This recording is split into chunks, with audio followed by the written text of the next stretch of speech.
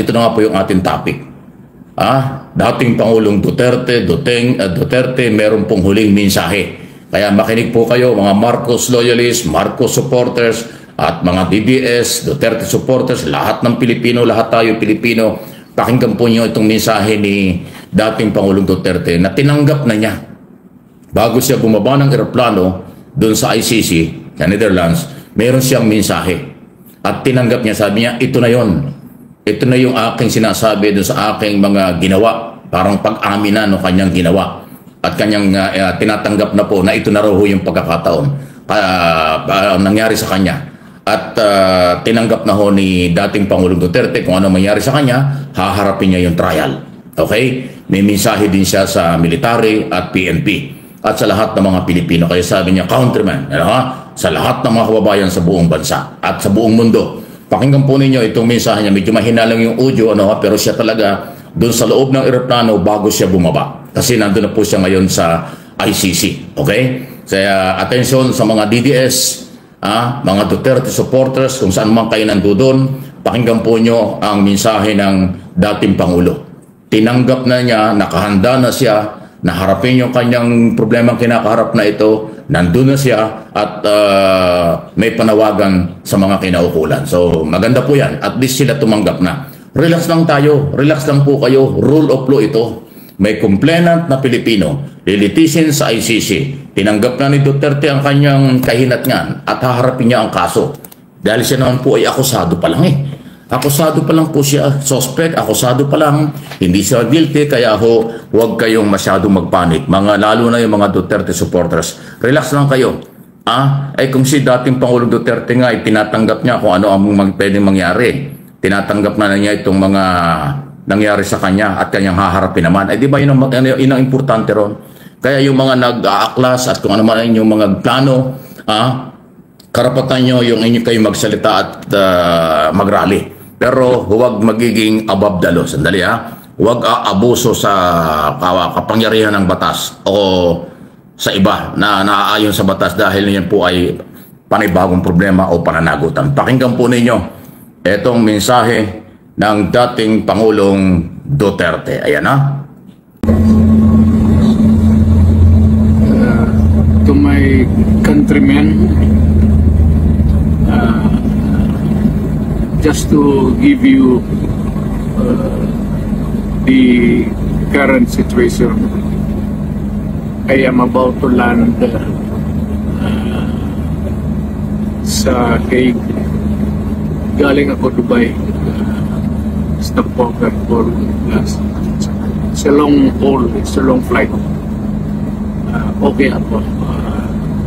Doon na touring. And I think this is something to do with the law and order noon. At sinasabi ko naman sa mga pulis, military na trabaho kayo at ako ang managot. So ito na nga, for all of the whatever happened in the past, ako na yung nag-front sa ating law enforcement at military. Sinabi ko na I will protect you and ako ang managot sa lahat. Kanyang haharapin na ito, ang naging problema niya, at kanyang inaako pa rin. Kanya daw hong pananagutan at kanya raw hong problema ito kung ano yung kanyang ginawa at pinag-utos ng mga panahong yon nang siya ang presidente, kaya kanyang haharapin na ito. Okay? May panawagan nga siya sa military at pulis na magtrabaho lang kayo. Ganon din po ang mga mamamayang Pilipino. So nandoon na siya. Tinanggap na niya, haharapin na niya ang kaso. Okay? Inaako na niya ang lahat ng responsibility. Tinatanggap na niya kung ano daw po ang kahinat niya nito at dahil kanyang ginawa at yan ay bahagi na rin ng nauna sinabi niyang pag-amin ng pag-ako ng responsibility o ng kanyang pananagutan tungkol sa kung ano man. Okay, so maganda ito dahil siya nagbigay ng assurance na wala siyang personal na galit, hinaharap ang problema, haharapin niya, nandun na siya, at siyempre makakaroon ng trial. Labanan na ito ng ebidensya at testigo. Medyo mahaba-haba. Mahabang biyahe niya, 14 hours yata yan, mahaba, baka abutin ng ilang taon itong trial na ito. Sa dami po ng mga reklamo, mga ebidensya at testigo. So labanan po ito ng mga abogado, international lawyer, at mga Filipino lawyer. Ang mga Filipino lawyer, sila po yung abogado ng mga complainant. O maaaring Filipino lawyer o international lawyer ang kunin ni Duterte para ipagtanggol ang kanyang sarili. So yung kanyang mensaheng yan, maganda po yan para sa lahat ng Pilipino, lalo na sa mga DDS. Relax lang kayo. Huwag kayong masyadong magpanik, huwag kayong masyadong manggigil, huwag kayong masyadong maging emotional. Ayan po, tinatanggap na ni Duterte ang mga kahinat niya at kanya namang haharapin niya. Okay? So nandun na siya, safe daw, wala daw siyang problema. Medyo napakahabang biyahe from Manila to Dubai. Tapos Dubai to Netherlands, doon sa ICC, malayo-layo talaga ho. Hindi biro, pero at least nakarating na, nandun na siya. Okay? So yan po yung, iwan ko nadinig po ninyo. At least, alam na ninyo. Pinarinig ko sa inyo ito para at malaman nyo kung ano ang kanyang damdamin at kanyang mensahe. So maganda po yung kanyang sinabi. Kahit paano, tinanggap na niya at haharapin yung problema. Ayun, okay? Mabuti pa si Digong, 'di ba? Natanggap niya na ang katotohanan, inaccept niya na ang kanyang tadhana. Sana 'di ba ang mga DDFs accept na rin nila ang katotohanan na itong si Digong po ay magbabayad lamang sa kanyang mga pagkakamali, sa kanyang mga kasalanan in the past. Yung mga masyadong emotional, masyadong galit, huwag tayong ganon. Yan po ay parte ng rule of law. Rule of law sa Philippine government, rule of law sa ICC, justice for all. Katarungan para sa mga di umano'y naging biktima. Katarungan din para kay Duterte. At dyan niya makukuha. Diyan natin malalaman ang katarungan pinag-usapan. After ng trial, ano ang magiging desisyon ng ICC. At yan ay matagal. Bibilang siguro ng taon yan. Diba? Okay? So, tingnan natin kung ano po ang mangyayari dyan. Okay? At naku, ito yung isang issue pa. Talaga na fake news pala tayo ng isang gabi. Diba kaya na-delay yung flight? Tandaan nyo na ilang oras na nandun sa tarmac nasa aeroplano na si Duterte dyan sa Villamor Air Base, hindi siya nakaka-take off kasi nag-try pa yung mga DDS lawyer na pigilan yung biyahe dahil meron daw TRO. Ayan ang pinaputok nila ron. Sabi niya, sandali, huwag yung payagan, tawagan ng control tower, si Lambino pa yata, abogado pa naman, kaibigan ko pa naman si Raul Lambino. Siya yung naingay doon sa social media, tawagan daw yung control tower, huwag daw paliparin yung aeroplano, huwag daw payagan pag-take off, kasi meron TRO mula sa Supreme Court.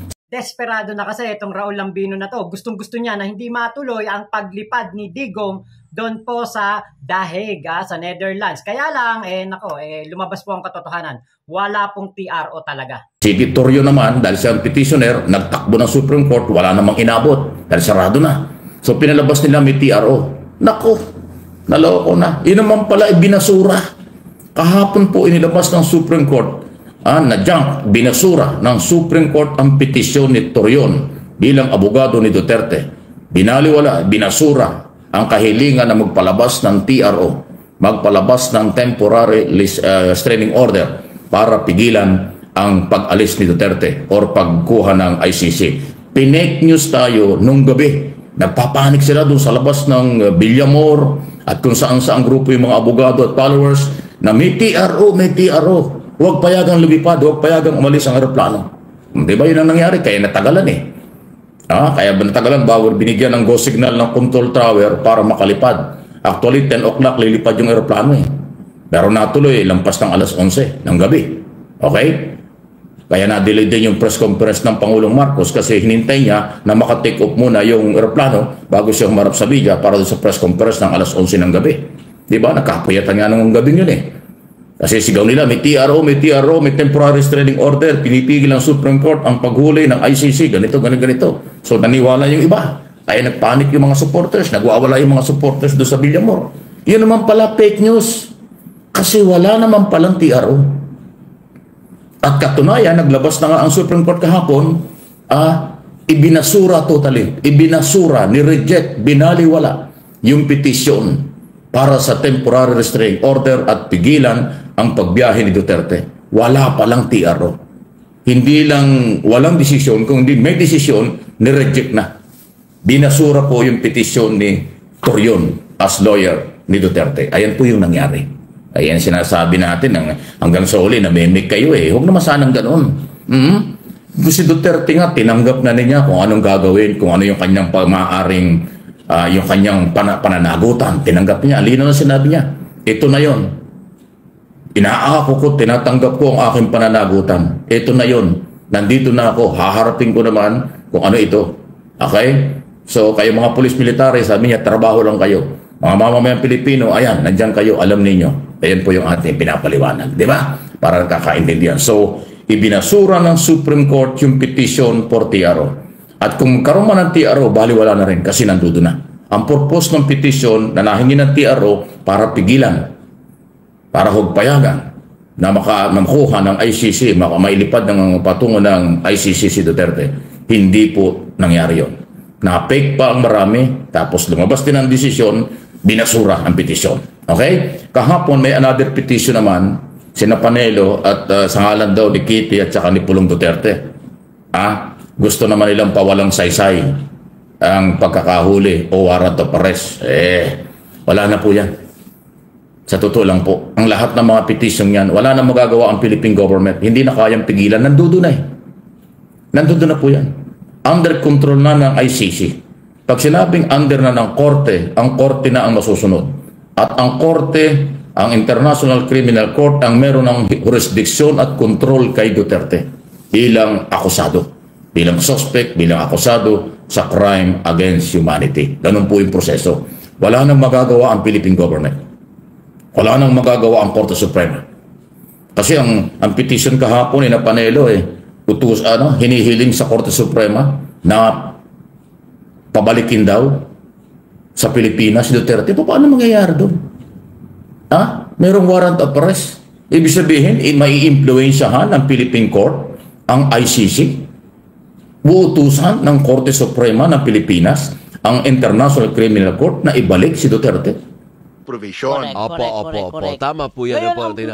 Meron lang akong simpleng tanong, Justice. Sa lahat po ng nangyaring yan, mayroon po bang poder o may kapangyarihan po ba ang Korte Suprema natin na sabihan ang ICC na bumalik? Of course, because this happened in the Philippines, no? They can decide. And this is a Philippine law, yung Republic Act 9851, Section 17, yung binasa ko ngayon. Ang niyan, will this apply to President Duterte, former President Duterte, na the authorities, Philippine authorities, may surrender the accused in the Philippines to the appropriate international court, to the ICC. Ito yung palagay ko gagamitin ng administration, no? Ng DILG o PNP. Bakit nila sinurrender? Opo. Justice, kapag ka po ba sinabi na nasa jurisdiction na ng ICC ang dating Pangulong Duterte, wala na po bang ibang opsyon ang ating Korte Suprema? Kunyari, sasabihin nila, ICC, ibalik nyo yan dito. Dito namin yan lilitisin. Meron po bang ganun poder ang Korte Suprema natin? Well, we have no jurisdiction over the ICC, no, the Supreme Court. We have that. It's another tribunal. Opo. Oo. Ang pwede nilang sabihin, the ILG, PNP, what you did was unlawful. Pwede nilang sabihin yon. Pero kaya lang tapos na, ando na ngayon sa ICC. Ang sabihin naman ng ICC, wala kayong pakialam paano ninyo inaresto yan. Sinurrender ninyo, voluntarily surrendered by the Philippine authorities, and we had nothing to do with there is no maltreatment, no torture, no nothing. So we have under our own laws, under our own charter, statute, the Rome Statute, and under the decisions of the ICC, we have jurisdiction. So ang laban ngayon ng kampo ni dating Pangulong Duterte, doon na sa ICC. Wala na dito sa Pilipinas. He has to hire a good lawyer. For the purpose of getting acquittal or for the purpose of the case being dismissed, the case in ICC, ang laban nila doon na. Walang nothing that the Supreme Court of the Philippines can do to cause the dismissal, no? Opo. Tama. So yan po si Justice Carpio. Sinasabi po niya na wala pong jurisdiction ang Supreme Court doon sa ICC. Hindi pwedeng utusan ng Supreme Court ang ICC na ibalik dito si Digong sa Pilipinas. Kahit na ano pa pong mga petisyon para sa mga habeas corpus na yan, TR, o kahit ano pa pong petisyon ang gawin ng kampo ni Digong, malabo na pong maibalik si Digong dito sa Pilipinas. At ito po ay under the jurisdiction na po ng ICC. Kung gusto nilang maiuwi si Digong, doon sila magreklamo sa ICC. Baka sabihin ng International Criminal Court, who you? Sino kayo? Anong personality nyo sa kasong ito? Anong jurisdiction ng Philippine Court? Baka tanungin kayo, baka sabihin ka nakakahiya tayo. Alam mo bakit? Ang complainant na Pilipino nagpunta ng ICC. Ang kaso nasa ICC. Ang nag-issue ng warrant of arrest, ICC. Ang umaresto, Interpol at PNP. Kaya nahuli. Kaya dinala doon. So anong personality ng Philippine Court at Philippine government? Nothing. Wala. As in wala. Yan po yung aking paniniwala dyan. So, opinion lang po yan. So, tingnan natin kung anong gagawin ng Supreme Court. Malaya naman magpetisyon eh. Katulad nga nagmamadali sila ng petition for TRO. Pinalabas nila, may TRO nung gabi. Wala naman na. Fake news tayo. Pagkatapos kahapon, lumabas. Ayan, wala naman talaga. Ayun, another petition ang ginawa nila. Para daw ho pabalikin. Tingnan natin. Pero ako, aking paniniwala, hindi pwedeng utusan ng Philippine government at ng Philippine Court o Supreme Court ng Pilipinas ang International Court kung anong gagawin sa kanilang kasong hawak. Wala tayong jurisdiction doon. Nandudo na eh. Okay? Wala na po yan. Nandudo na yun. So, ang ating hilingin, at sana'y mangyari, hopefully na mangyari, maging neutral ang trial. Bigyan ng karapatan si Duterte, bigyan ng karapatan ng mga biktima, then, ang bahala na ang 18 yata yung mga international judges dyan, pero 3 babae na natapat sa 3 babae.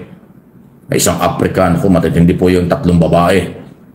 3 babae judges, international judges ng International Criminal Court ang maghahawak ng kaso ng dating Pangulong Duterte sa reklamo, complaint ng mga Pilipino. Ayan ang proseso. Abangan natin. Mahaba ito taon po ang bibilangin ito.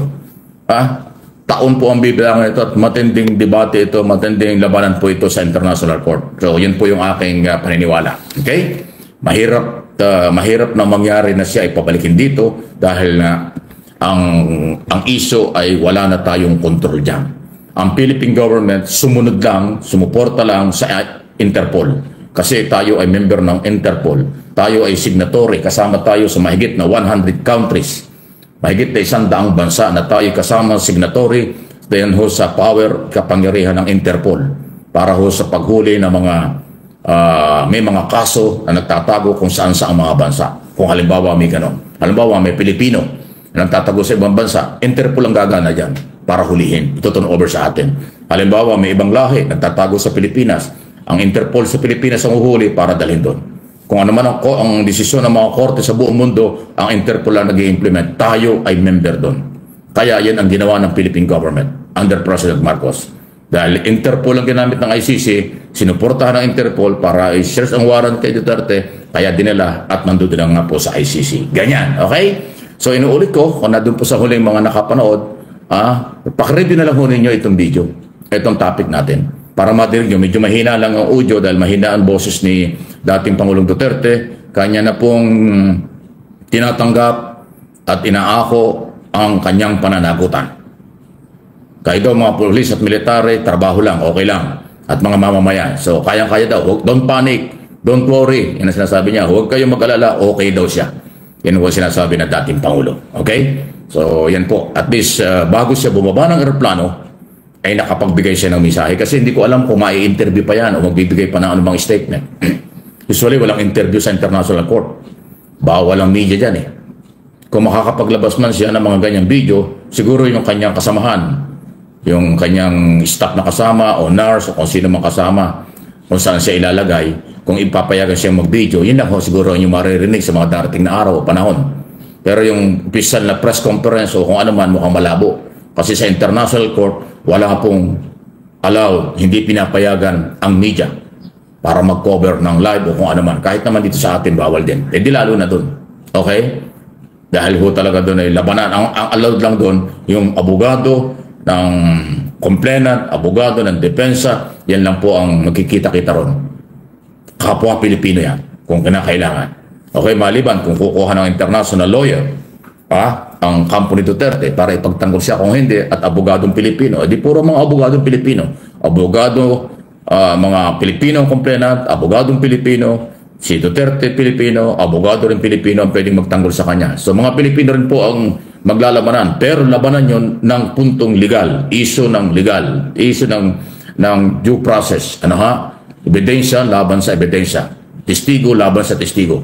Yan po ang magiging labanan po dyan sa International Court. Okay? So medyo matagal-tagal po ang bubunuin ni Digong doon sa dahig. At ayon nga po kay Attorney Conti ay tatagal daw po ang hearing. Maaaring tumagal ito ng nasa 8 taon.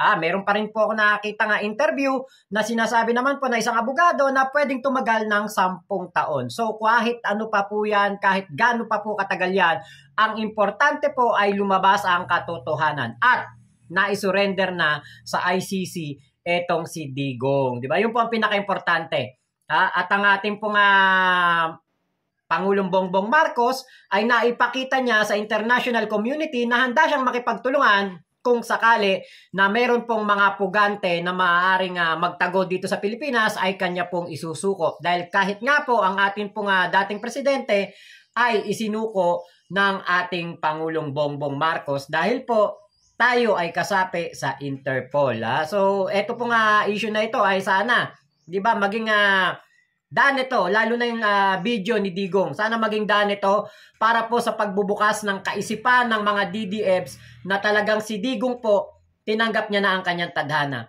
At kung mapanood nila ang video ng pagpapaliwanag ni Justice Carpio ay kanila pong matanggap na huli na po ang lahat, si Digong po ay talagang hindi na po maibabalik dito sa Pilipinas at wala na pong pag-asa kundi harapin lamang ang mga kaso niya doon sa ICC, di ba? At least, di ba, malalaman natin kung totoo o hindi ang mga ibinibintang kay Digong, di ba? Malalaman natin kung ano ang katotohanan, kung dapat bang magbayad si Digong. So, ito po ay napakagandang pagkakataon para si Digong po ay mabigyan pa ng pagkakataong magpaliwanag, magbigay ng mga ebidensya na siya inosente, at ipagtanggol siya ng kanyang mga abogado. Swerte pa din kasi yung po mga biktima ng EJK, wala naman pong naging tamang paglilitis, walang due process, at wala po silang, kumbaga hindi sila nabigyan ng karapatan na ipagtanggol ang kanilang mga sarili. So, maraming mga pangyayari pa po ang aabangan natin dito sa issue na ito ng pagkakahuli kay Digong. Salamat po sa inyong pagsama dito sa aking vlog. Salamat po sa video ni Sir Mike Abe. Maraming salamat sa mga sumusuporta, nanonood ng ating mga vlog. At ingat po kayo. Support nyo po ang ating kaibigan Sir Mike Abe. Mike Abe Opinions at MA Pinoy TV dito sa YouTube. Maraming salamat po. Ingat po kayo. Momo Chup Chup. Love you. God bless us all. Pilipinas. God first. Thank you po.